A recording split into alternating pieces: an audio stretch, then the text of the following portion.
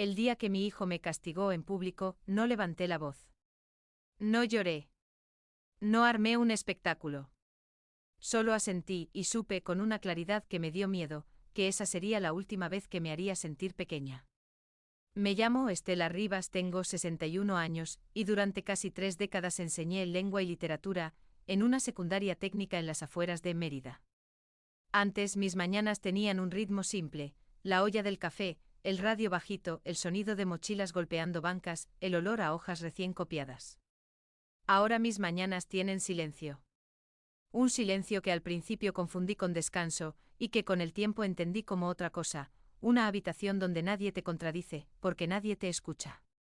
Esa mañana, mi hijo Iván, me pidió que lo viera en una cafetería cerca del centro. No me dijo vamos a desayunar ni me gustaría verte.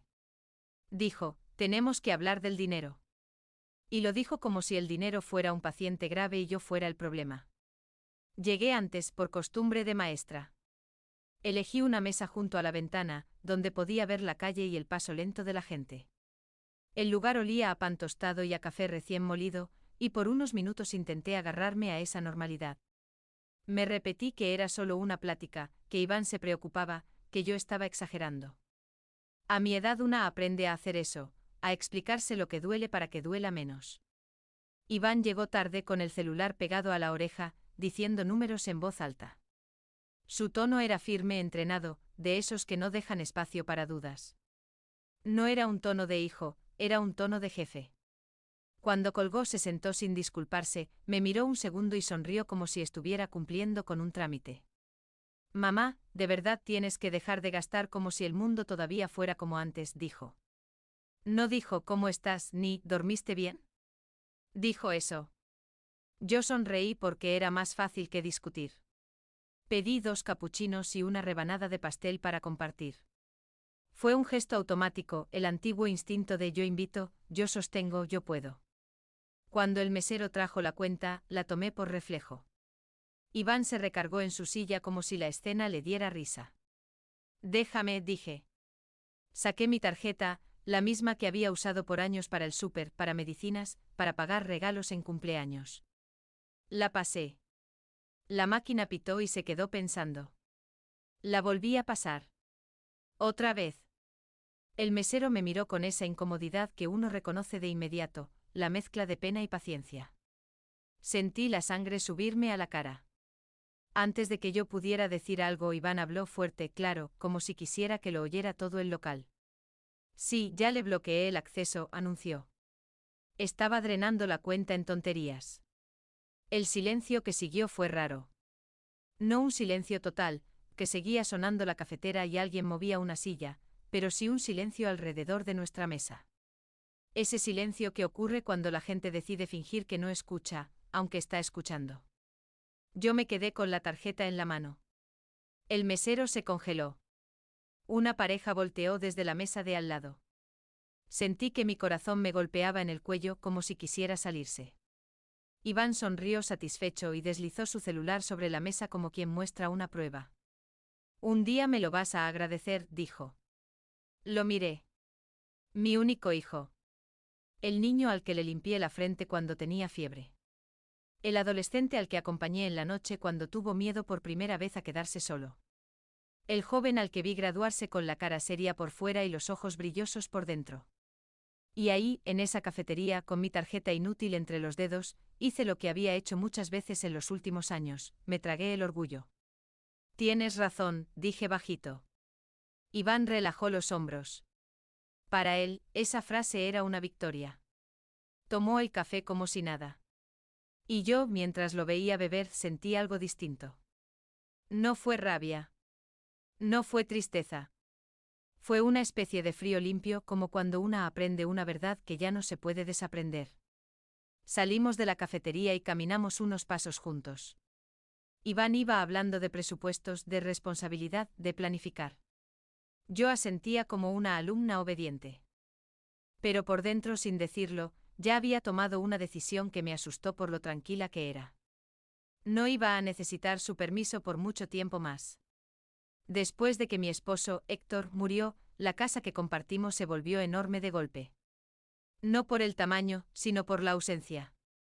Las habitaciones tenían el eco de su voz, y cada cosa, una corbata en el closet, un vaso, un libro a medio leer, parecía una prueba constante de que la vida no pide autorización para cambiar. Mis amigas me decían lo mismo: Estela, vente con tu hijo. Es más seguro. Mis cuñadas también, ¿para que te quedas sola? Una mujer de tu edad, y esa frase siempre venía con una pausa, como si la edad fuera un diagnóstico. Iván lo sugirió con suavidad, como quien ofrece una solución generosa. Te va a hacer bien. Yo me encargo. No vas a batallar con pagos, ni con reparaciones, ni con nada. En ese momento sonó a cuidado. Sonó a amor. Yo estaba agotada de sentirme vulnerable y, sobre todo, estaba cansada de tomar decisiones sin Héctor. Así que acepté. Vendimos la casa de Mérida, empacamos lo esencial y me mudé con Iván a La Paz, donde él llevaba un par de años instalado. Su casa era moderna. Paredes blancas. Muebles minimalistas. Todo muy limpio, como de revista. Me enseñó la recámara de huéspedes y le dijo: tu espacio, con una sonrisa de hijo orgulloso. Me prometí que sería temporal. Hasta que me adapte, me decía. Hasta que vuelva a sentirme yo. Eso fue hace casi 3 años. Con el tiempo, la palabra temporal se fue estirando como una liga que nunca se rompe pero que cada día aprieta un poco más. Al principio Iván me pedía ayuda con cosas simples: mamá, ¿me haces de comer? O, ¿puedes estar pendiente del jardinero? Yo lo hacía porque así fui criada y porque no quería sentirme estorbando. Luego empezó con el control suave disfrazado de preocupación. Es mejor que yo maneje tus pagos, para que no te compliques. Al principio fue práctico: él pagaba el internet, la luz, el agua y yo le transfería lo que debía. Después cambió. Para que no te compliques, empezó a significar: para que yo decida. Dame tu acceso del banco, mamá.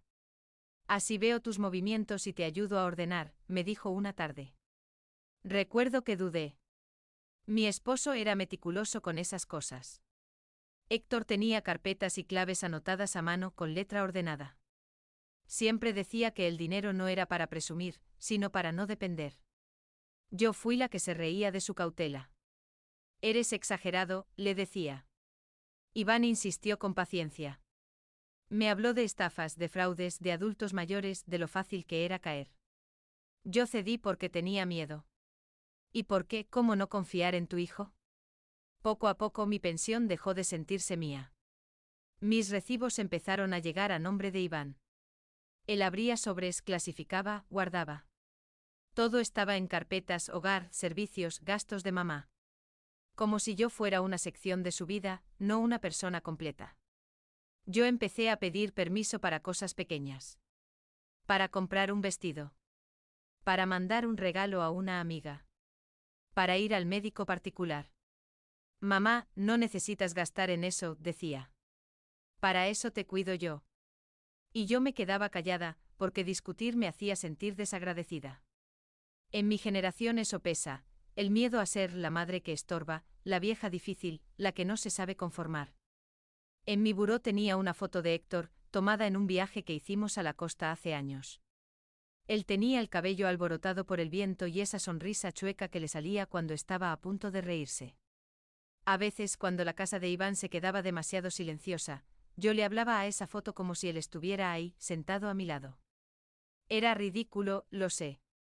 Pero había noches en que su silencio era más amable que la voz de mi hijo. Héctor solía decirme una frase que con el tiempo se me convirtió en una piedrita dentro del zapato. Estela, nunca sueltes lo que es tuyo solo por tranquilidad. Yo le contestaba que era dramático. Que la familia no hace daño. Que Iván era bueno. Que los hijos son lo mejor.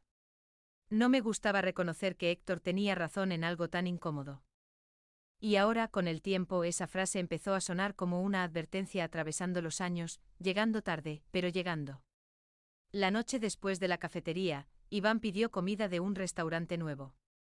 Todo llegó en empaques perfectos con etiquetas y cubiertos envueltos. Nos sentamos a la mesa y él habló de trabajo.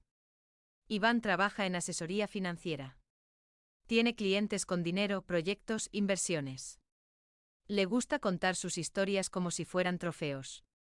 Hoy cerré con un desarrollador que por fin entendió lo que es el riesgo, me dijo sin mirarme, revisando su celular. Yo asentía. Preparé la mesa. Puse agua, servilletas. Era el mismo papel que siempre, yo acomodaba, él hablaba. Yo hacía que la casa funcionara, él actuaba como si esa función fuera natural, como si la vida hubiera sido diseñada para que yo sostuviera sin preguntar. Después de un rato vino su suspiro, el que usaba para cambiar de tema hacia mí. Mamá, de verdad, ¿todavía no entiendes cómo funcionan las cosas?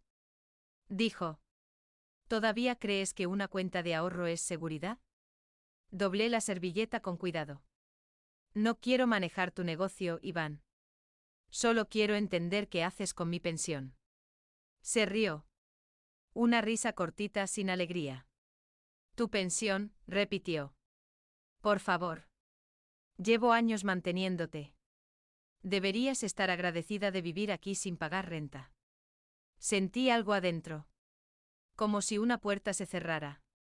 El tenedor se me resbaló y chocó con el plato. El sonido fue más fuerte de lo que debería. Iván ni siquiera se disculpó. Me miró con la misma cara con la que uno mira a alguien que está siendo difícil. No hagas drama, dijo. No lloré. Me sorprendió. Antes, yo lloraba por cosas menos crueles. Esa noche no. Solo lo miré y vi a un hombre que no tenía idea de lo que estaba haciendo.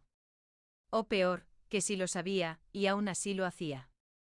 Cuando él se fue a su cuarto, me quedé en la cocina limpiando todo con una precisión absurda.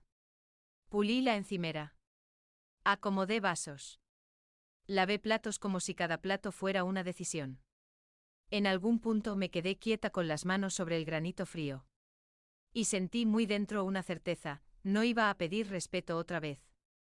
Iba a tomarlo de regreso. No sabía cómo todavía. Pero ya había empezado. 2 días después llovió desde temprano. La lluvia contra las ventanas tenía un ritmo constante como una respiración. Iván salió temprano apurado, diciéndome que no hiciera compras y que guardara recibos. Yo casi no lo escuché. Subí al cuarto de arriba, al pequeño espacio donde Iván guardaba cajas y cosas viejas. No era un ático grande, pero sí un lugar donde se acumulaba lo que nadie quería mirar, álbumes viejos, herramientas, cajas con ropa fuera de temporada. Yo no había entrado ahí en meses. No sé qué me llevó. Tal vez la frase de Héctor. Tal vez la humillación de la cafetería. Tal vez el instinto de cuando una pierde el control y busca un objeto para agarrarse. Encontré una caja sin etiqueta, más vieja que las demás. Tenía el asa de un portafolio de cuero gastado. Lo reconocí al instante aunque me sorprendió verlo ahí. Era el portafolio de Héctor. El que usaba cuando íbamos al banco o cuando traía papeles importantes. Me arrodillé. Sacudí polvo. Abrí. Adentro había documentos amarillentos, copias, sobres. Un cuaderno con letra de Héctor. Un paquete con elástico. Y una carpeta con una etiqueta escrita a mano, Estela, por si algún día. Sentí un golpe en el pecho. Ese tipo de golpe que no duele, pero te cambia la postura. Saqué los papeles con cuidado como si fueran frágiles. Leí despacio al principio sin entender. Escrituras. Estados de cuenta. Un testamento. Una carta. En la parte de atrás había un documento que me hizo tragar saliva. Un formulario de banco donde se especificaba la titularidad de una cuenta. Y ahí, con letras claras, estaba mi nombre como titular principal. Héctor había dejado todo preparado. No para controlar, sino para protegerme. Y también había dejado algo más, una estructura legal que yo nunca había terminado de comprender porque confié en Iván para hacerlo fácil. Me temblaron las manos. No de miedo, sino de despertar. El acceso que Iván tenía, era eso, acceso. No era dueño. No era la autoridad. Era un permiso que yo, y solo yo, podía retirar. Leí la carta que Héctor me dejó. Era corta. No dramática. Muy él. Estela, si estás leyendo esto, algo cambió. O en la gente o en ti. Yo ya no estoy para ayudarte a poner límites, así que te los dejé escritos. No te sientas culpable por proteger lo que construimos. La culpa es una herramienta fácil cuando quieren que cedas. Acuérdate, nadie te hace un favor por respetarte. Me quedé ahí en el piso con ese papel en las manos. La lluvia golpeaba el techo y por un segundo sentí que Héctor estaba junto a mí, no como un fantasma, sino como una voz firme. Nunca sueltes lo que es tuyo, susurré como respondiéndole. No lo había soltado. Solo lo había olvidado. Y alguien había aprovechado ese olvido. Bajé con la carpeta apretada contra el pecho. En la cocina hice té. Me senté y respiré. Por primera vez en mucho tiempo, no sentí que estaba a merced de nadie. Sentí miedo, sí, que la libertad también da miedo cuando llevas años sin usarla. Pero el miedo era limpio. Era mío. Esa misma tarde llamé al banco. No le dije a Iván. No lo consulté. No lo negocié. Solo actué. Al día siguiente salí temprano, antes de que Iván se despertara. Caminé hasta la sucursal cerca del malecón. La ciudad estaba húmeda y brillante por la lluvia reciente. El aire olía a mar y tierra mojada. Yo llevaba la carpeta dentro de mi bolso como si fuera un secreto. En el banco me atendió una mujer de mediana edad con ojos tranquilos. Me preguntó qué necesitaba. Dije mi nombre completo y vi cómo cambió su gesto.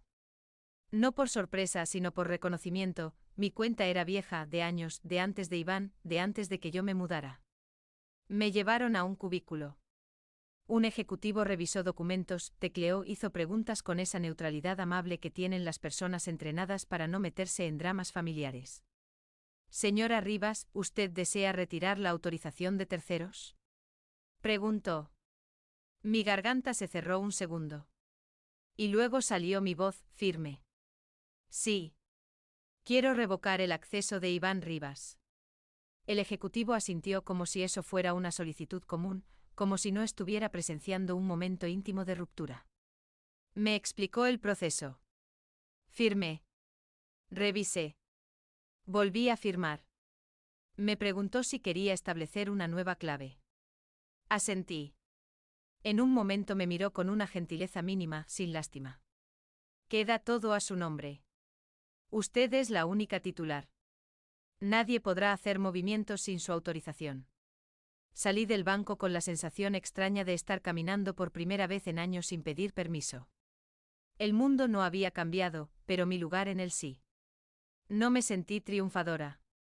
Me sentí dueña de mí. Ese mismo día fui a otra institución y abrí una cuenta nueva, solo mía, con una tarjeta que nadie más tocaría. Pedí que toda mi pensión se depositara ahí. Actualicé domicilios. Cancelé accesos. Hice lo que debí hacer desde el principio. Volví a casa con calma. Preparé comida. Arreglé mi cuarto. Y esperé. No por venganza, sino porque sabía que el momento llegaría solo. Iván se enteró 2 días después. Yo estaba en la cocina, tomando té cuando escuché la puerta abrirse con fuerza. Iván entró como tormenta con el celular en la mano y los ojos encendidos. ¿Qué hiciste? Soltó sin saludo, sin preámbulo. Levanté la vista despacio. Buenos días, hijo, dije tranquila. No juegues conmigo, mamá. Fui al banco. No pude sacar dinero. Me dijeron que me quitaron el acceso. ¿Qué hiciste? Su voz temblaba, pero no por miedo. Por incredulidad. Como si la realidad no tuviera derecho a contradecirlo. Tomé un sorbo de té. Me cuidé de no temblar yo. Lo mismo que tú hiciste en la cafetería, respondí. Solo que sin público. Pero esa cuenta es parte de mi planificación. Dijo y luego se corrigió. O sea, yo manejo eso para ti. Para cuidarte. Me cuidabas bloqueándome mi propia tarjeta, dije suave. Iván abrió la boca y la cerró. Como si no esperara resistencia. Mamá. Esto es una exageración. Te lo dije por tu bien. Estabas gastando. ¿En qué, Iván? Pregunté. Su cara se endureció. Buscó argumentos. Se le notaba el hábito de ganar. En cosas innecesarias. Pastel. Cafés. Regalos. Cosas. Pastel, repetí mirándolo. ¿Eso te pareció drenarme? Iván se pasó una mano por la cara. Caminó de un lado a otro frustrado. No entiendes, mamá. Yo tengo responsabilidades. Yo tengo clientes. No puedo estar. No puedes estar cuidando a tu madre si no controla su dinero, terminé por él, sin alzar la voz. El silencio que siguió fue pesado. Iván me miró como si de pronto yo fuera otra persona. Y lo era. No porque me hubiera vuelto dura, sino porque ya no estaba dispuesta a encogerme. ¿Entonces qué? Dijo al final con un tono distinto. ¿Vas a hacerme quedar mal? ¿Vas a castigarme? Me sorprendió que usara esa palabra, como si el castigo fuera mi papel y no el suyo. No te estoy castigando, dije. Estoy recuperando mi vida. Iván se rió incrédulo, pero esa risa ya no tenía poder. ¿Y cómo piensas recuperarla? ¿Te vas a ir? ¿A dónde? Yo miré la foto de Héctor en mi buró visible desde la cocina si uno sabía dónde mirar. Miré a mi hijo y con una calma que me dio orgullo, respondí. A donde no tenga que pedir permiso para comprar un café. Esa noche Iván no cenó conmigo. Se encerró. Habló por teléfono con alguien, supongo que con su pareja o con algún amigo. Yo escuchaba fragmentos, es absurda, es dramática, se deja influenciar. Palabras de gente que no acepta que el control tiene fecha de caducidad. Yo subí a mi cuarto y saqué una maleta pequeña. Puse lo esencial, ropa, documentos, el reloj de Héctor, la carpeta. Metí también un cuaderno mío, de los viejos, donde solía escribir apuntes de clase. Me sorprendió darme cuenta de que, aunque había vivido en esa casa años, tenía pocas cosas realmente mías. Esa era otra señal. Al amanecer dejé una nota en la cocina. No larga. No explicativa. Solo lo necesario. Iván, gracias por darme techo estos años. Ya no lo necesito. A partir de hoy, mis cuentas y mi vida las manejo yo. No es un ataque. Es un límite. Estela. Dejé las llaves junto a la nota. Cerré la puerta sin hacer ruido. Y salí. No lloré en ese momento. Me guardé el llanto para después, para cuando estuviera a salvo. Tomé un taxi a un hotel sencillo cerca de la costa. Me instalé. Respiré. Y entonces sí, lloré. Pero lloré de otra cosa. No de tristeza. De descarga. De soltar años de estar encogida. Al día siguiente Iván me llamó. No contesté. Me mandó mensajes. No respondí. Me escribió mamá, esto no es necesario. Me escribió hablemos como adultos.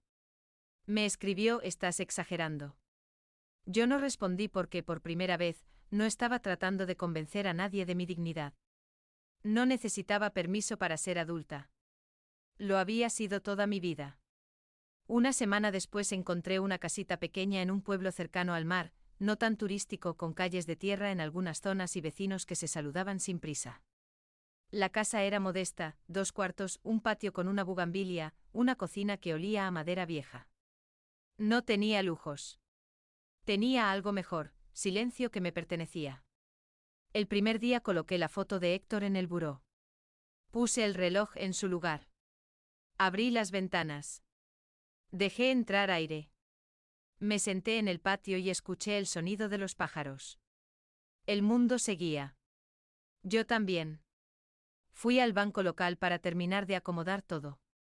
Una cajera, una mujer de mi edad, me preguntó con naturalidad. ¿Desea agregar a alguien como autorizado? Yo sonreí. No con burla. Con paz. No, gracias, dije. Solo yo. Firmé mi nombre y lo vi, por primera vez en mucho tiempo con claridad, Estela Rivas. No mamá de Iván. No la señora que vive con su hijo. No la que necesita ayuda. Solo yo. Esa tarde compré un café y un pan. Lo pagué sin mirar a nadie. Me senté en una banca frente al mar y comí despacio. El sabor era simple, pero me supo a algo que había olvidado, elección. Con el tiempo Iván volvió a buscarme, pero diferente. Al principio con enojo. Luego con culpa. Después con un tono que parecía más humano. Me pidió hablar. Me pidió perdón a medias. Me dijo que no quería perderme. Yo lo escuché, pero ya no me movía por el miedo. Le dije lo que nunca había dicho en años. No te odio, hijo. Pero no voy a volver a entregarte mi vida para que tú te sientas seguro. Iván guardó silencio. Ese silencio dolió, pero era necesario. Porque a veces el amor real no se demuestra aguantando. Se demuestra poniendo límites, aunque el otro no los entienda de inmediato. Sigo siendo su madre. No dejo de serlo por recuperar mi autonomía. Pero ahora soy madre desde un lugar distinto, desde mi propio suelo. Algunas noches me siento en el porche, escucho el mar a lo lejos y miro la luz amarilla del foco, firme, sin parpadear. Héctor solía instalar esos focos para que no falle, decía. Y yo pienso en lo que aprendí tarde, pero aprendí. La seguridad no es una jaula. La ayuda no es humillación. El amor no es control. Y si alguien necesita quitarte tu tarjeta para sentirse poderoso, entonces lo que necesita no es cuidar, sino mandar. Yo ya no tengo dueño. Solo tengo mi nombre. Y por fin, mi vida de regreso.